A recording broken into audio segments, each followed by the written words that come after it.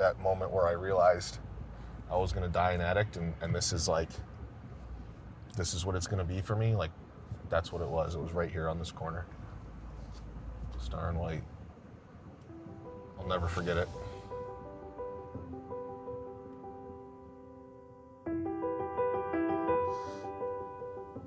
What makes an addict be an addict, or what makes an alcoholic be an alcoholic, or someone who struggles with mental health?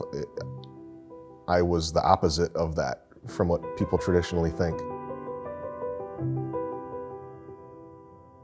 I didn't have any trauma in my childhood. I didn't have any neglect or abuse or alcoholism or addiction in our home. I had a really good life. My father, who I was very, very close with, he passed away when I got to high school. And it was kind of like a perfect storm. I was nervous for the first time in my life. I didn't feel comfortable. When I got to high school, a lot more competition. I wasn't the smartest kid anymore. I wasn't the best athlete. So my first addiction was other people's approval because I wasn't comfortable with what was going on inside. When I got to the University of Toledo, had a full ride, full athletic scholarship there, and loved it. Like I was achieving, I was one step closer to my ultimate goal, which was to make it to the major leagues. And my first year was really good. I was healthy. I was in the best shape I had ever been in. And then I hurt my shoulder. I tore my rotator cuff, and they decided that they wanted to perform surgery on my rotator cuff. And when I left that surgery, I had 90 Percocets. I remember very vividly coming home after surgery, still having the sling and the ice pack on, and taking that pill, and it hit me out of nowhere. I mean, just all the feelings, the chemicals hit me at once, and I felt higher than I had ever been, and I adored it. I was immediately in love with it, and I went into the bathroom, I looked at myself in the mirror, and I said, I want to feel like this every day for the rest of my life. So I started to seek them on the streets. When those ran out, I had to switch to Oxycontin, and then Oxycontin to heroin, and for 9 years I was addicted to it.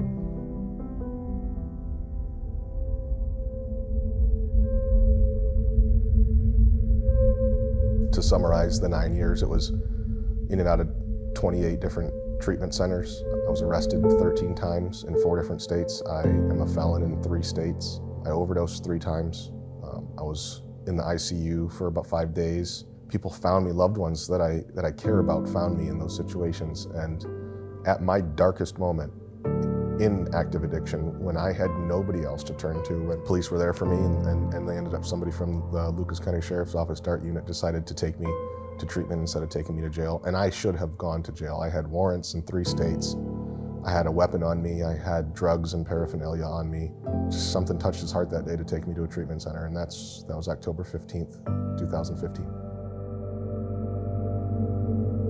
When we were in treatment, it was a God thing. Again, I really do believe that everybody that was there, in terms of even the staff that were there in the facility that I went to for detox, and we were all like, yeah, you're back again, I'm back again, people are dying. Man, maybe we should just try to do something different. I'll hold you accountable if you hold me accountable.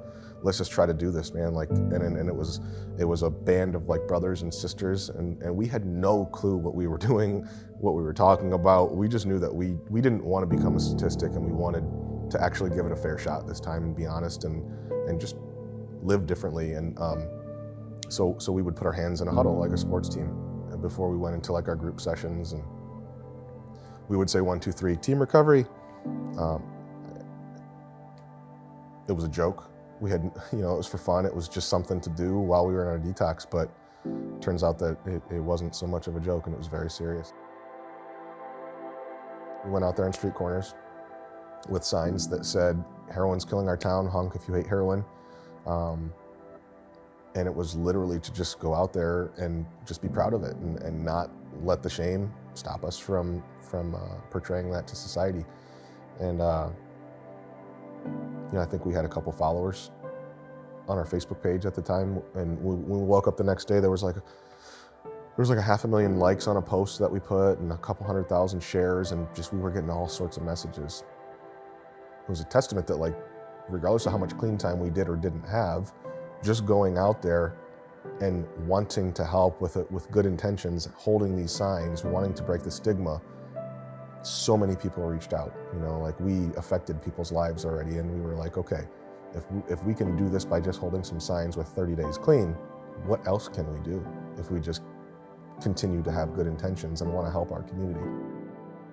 We always are cognizant of what the community needs. We're always cognizant of whether it's detox at this time because there's not enough detox beds, or long-term sober living, or individual therapy, trauma therapy, whatever it is. We're always moldable and adaptable to fill the needs. If what we do in our community can trickle out into other communities and to the state and to other states, then that's great. But our primary purpose is to help people in our community here. There's still so much more work to be done. So that's what Team Recovery will do. If what we're doing continues to help and make a difference like it is right now, I hope that it sets the bar for other agencies to raise their standards and do what we do too, because it's not about us winning or us getting the attention. It's about clients here or at other places too getting better.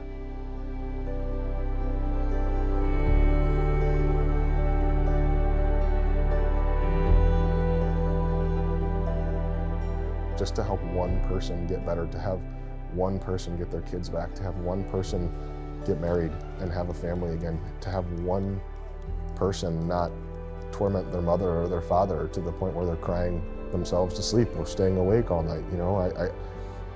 To see one family become a family again because of Team Recovery being here and the hard work that our staff puts in, that's a success. I'm happy with that.